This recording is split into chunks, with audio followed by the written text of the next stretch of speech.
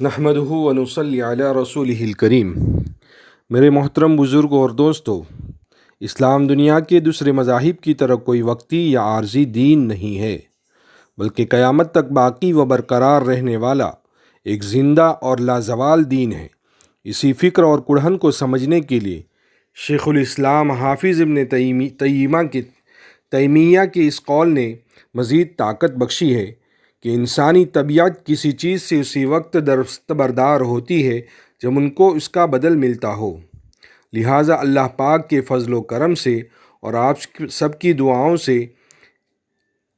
ایک سلسلہ وار سنت نبوی صلی اللہ علیہ وسلم اور جدید سائنس کے موضوع پر آپ حضرات کی خدمت میں یوٹیوب اور الیکٹرانک میڈیا کے ذریعے جو بہت تیز اور بہت آسان ہے ہماری اور اسلام کی بات لوگوں تک پہنچانے کے لیے،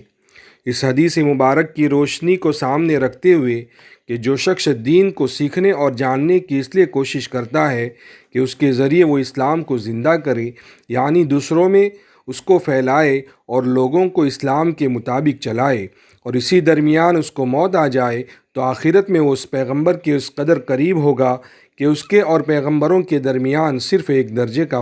فرق ہوگا۔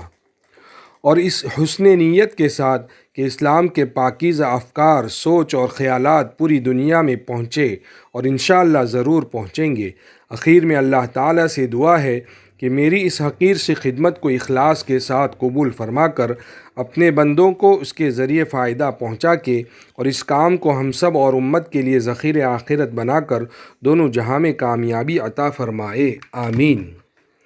اس سلسلے کی پہلی کڑی، مسواک اور جدید سائنس۔ فطرت کبھی بھی انسان کے برعکس نہیں۔ یہ بھٹکا ہوا انسان جب ہر طرف سے دنیا کی عیاشیوں میں پھرتا پھراتا واپس فطرت یعنی نیچر کی طرف آتا ہے تو یہ پھر اسے وہی لطف اور فائدہ دیتی ہے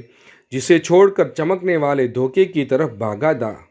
بالکل یہی کیفیت مسواک کی ہے۔ یہ ازل سے ابد تک یعنی ابتدا سے انتہا تک صحت انسانی کے لیے ممدن و معاون یعنی مددگار رہی تھی اور رہے گی۔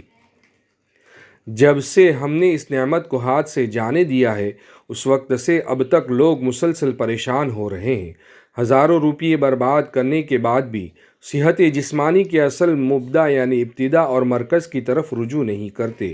بلکہ ایک صاحب عقل نے بڑی حکیمانہ اور پر لطف بات کہی ہے کہ جب سے ہم نے مسواک چھوڑا ہے اس دن سے ڈینٹل سرجن یعنی دانتوں کے ڈاکٹر کی ابتدا ہوئی ہے۔ آئیے ہم دیکھتے ہیں کہ سنت عین فطرت ہے۔ کیا یہ سنت ہماری ترقی میں رکاوٹ ہے یا عروج؟ یہ سنت ہمیں پتھر کے زمانے کی طرف لے جاتی ہے یا سائنس سے قریب کرتی ہے؟ وآخر دعوانا ان الحمد للہ رب العالمین۔